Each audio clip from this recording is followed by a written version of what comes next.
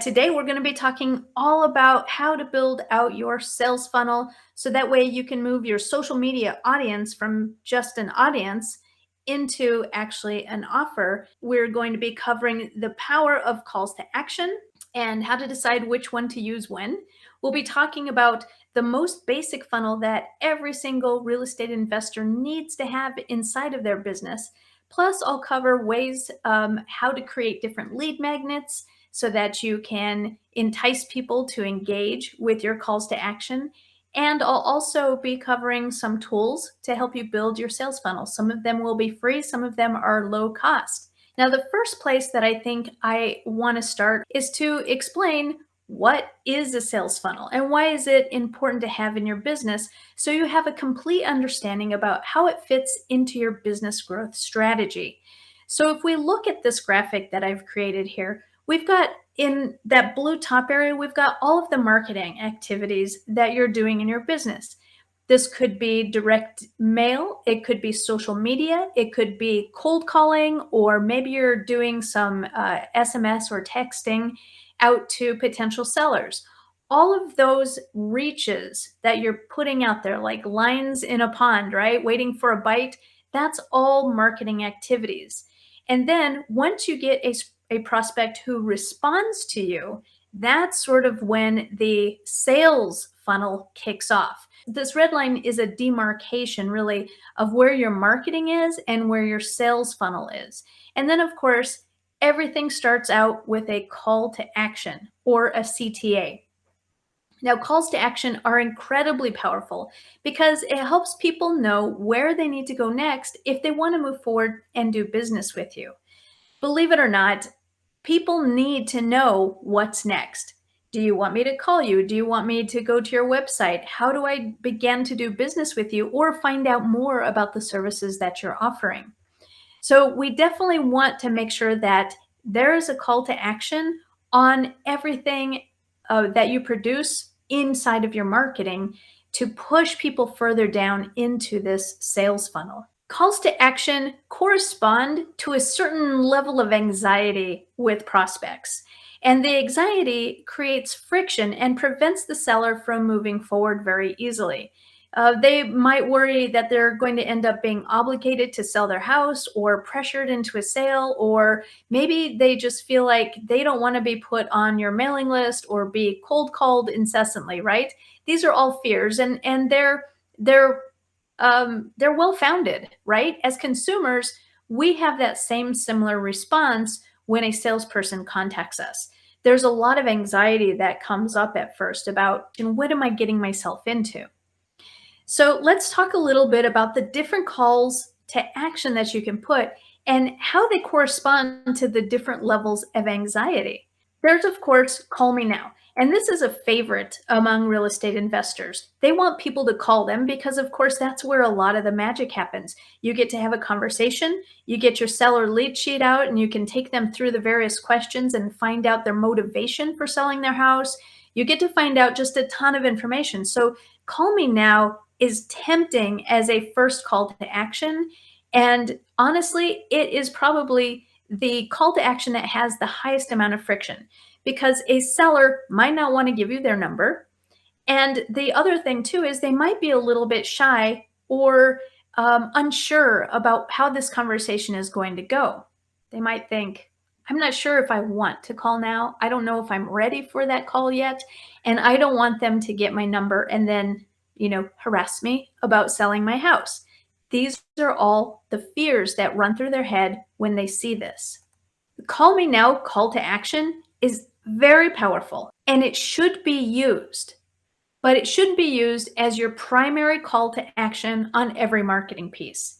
It should be used on some of the calls to action that you use in your marketing pieces because you don't know where people are in their sales cycle.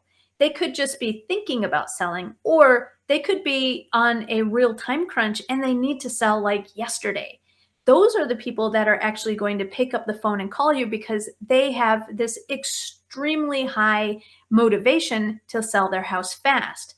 I'm not saying don't use call me now as a call to action, but I do want you to think about whether or not it is the right move on your marketing piece that you're putting out there. The next call to action is text me now. This has kind of a medium amount of friction, and that's because people have to stop what they're doing to text you a message. And then we've got visit with a link, right? Visit this link for more information. Again, this has a medium amount of friction, and that's because they have to stop what they're doing. It's going to take more initiation for them to get that process started. So I would call that a medium amount of friction. And then we've got the Messenger, Facebook Messenger, or the direct message inside of Instagram. Sometimes it's called a private message, right? You can say, shoot me a DM or shoot me a PM right now, and let's have a quick conversation. This has the lowest amount of friction because it doesn't move them off of the platform that they're on. It doesn't necessarily stop them from doing what they're doing because they can still engage with you through Messenger while their page is up, and they can still keep scrolling and liking their friends' comments while they wait for your responses. Having a direct message call to action is the one that I would use probably 80% of the time, especially on your social media posts. Now, of course, that's not going to work on a postcard or any of your mailing campaigns because it really is tied to social media. But that's kind of the beauty of social media, right? When we're talking about how to leverage social media for marketing, it's super powerful because they're already on social media. And you're not asking them to really change anything, just interact with you a little bit. And so we can make that request, that call to action, very, very casual sounding. It can reduce their anxiety levels quite a lot when they're not giving up their phone number, they're not giving out their email address or their house address. Those are the calls to action. So let's talk a little bit about why you would want to build a sales funnel anyway. The first thing, of course, is that it can help you qualify prospects. Only the most motivated prospects are going to engage with your call to action. And that's a spectrum, right? Because we talked about the low friction for a direct message. They're still motivated because they're going to engage with you. If they engage with you at all, there's some level of motivation. But then we have on the other side of the spectrum, somebody who's highly motivated. And I would say on that spectrum, their interest is going to correlate with that call to action. If they took the time to fill out a form, if they gave you their phone number and their email address, then you know they are highly, highly motivated. A sales funnel will help you build a list, and a list is really, really important. I touched on this last week a little bit. When Facebook went down, how were you supposed to reach out to any of your prospects that you had been talking to? Well, hopefully you were keeping a list. Hopefully you had a way to keep their email addresses, their phone numbers, their names, all of their house address information, and anything else that was pertinent to where you were in that selling process that you have. So online forms can, of course, collect information that you need to make an offer. So they're very, very good at that. But you can also use chatbots. Chatbots have a lot of fantastic features to help you collect any kind of information that you would need and that you would normally collect on a form. You can actually get it from a chatbot. So those are extremely powerful. All right, let's talk about the most basic sales funnel that you need to have inside of your business. So the first thing is you're going to be putting out marketing. And I listed a bunch of those marketing activities that you could be using. And then you add that call to action. That call to action is going to push them into the sales funnel. And from here, you absolutely need to have the ability to respond very quickly.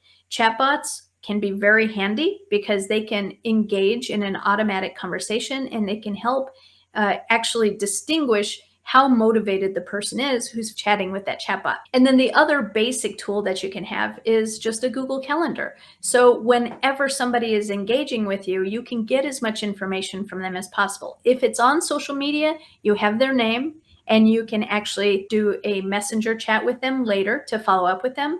If it's on Instagram, get their handle, make sure that you have that, and then you can follow up with them with a direct message via Instagram. And if there's any other engagements, if someone happens to call you, make sure that you're writing all the information down so that you know how to contact them and you know all of the details about their motivation, their house, in order to make a solid offer. So as you can see, sales funnels, they don't need to be elaborate, but they do need some planning. You need to have your sales process completely nailed down so that way you can take them from point A, which would be that marketing piece, all the way through to that final offer because you followed up with them until they said yes. All right, now let's talk a little bit about the automated sales funnel. This is incredibly powerful, and it also does not have to be outrageously complex or even expensive, but there is some setup involved.